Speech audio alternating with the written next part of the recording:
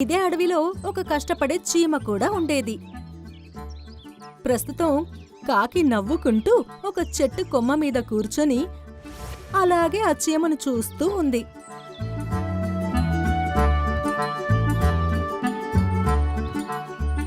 అయ్యో, ఈ శనగ ఎంత బరువుగా ఉందో!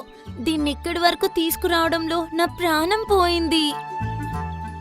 చీమ ఆ శనగని కొంచెం తినింది. ఇప్పుడు దాని బరువు కాస్త తగ్గినట్టు అనిపించింది. ఆ తర్వాత అది మళ్ళీ ఆ శనగని తీసుకుని గుహ వైపుకి బయలుదేరింది. అరే అరే చిట్టి చీమ, నువ్వేం చేస్తున్నావు? నువ్వు నీ కడుపు నిప్పుకున్నావు కదా, మరి మిగిలిన దాన్ని నువ్వు ఎక్కడికని తీసుకెళ్తున్నావు?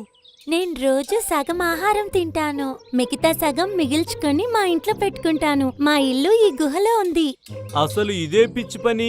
అయినా సగం దాచుకొని పెట్టడం వల్ల లాభం ఏముంటుంది? దాన్ని మోసుకొని ఇంతవరకు తీసుకురావడంలో నీకు ఇబ్బందిగా ఉంది కదా. ఉంటుంది, కానీ మనం రేపు మంచిగా ఉండాలంటే ఈ రోజు కష్టపడక తప్పదు కదా. ఎవరికి తెలుసు, ముందు ముందు ఒకవేళ ఏదైనా ఇబ్బంది వచ్చి నేను ఆహారం కోసం వెళ్ళలేకపోతే అప్పుడు నేనేం తినాలి? నీ ఆలోచనలు అనవసరమైనవి. నాది మాత్రం ఒకటే రూల్, ఆనందంగా తినడం, మిగిలింది పడేయటం, అంతే. అలా అంటూ అది అక్కడి నుండి ఎగిరిపోయింది.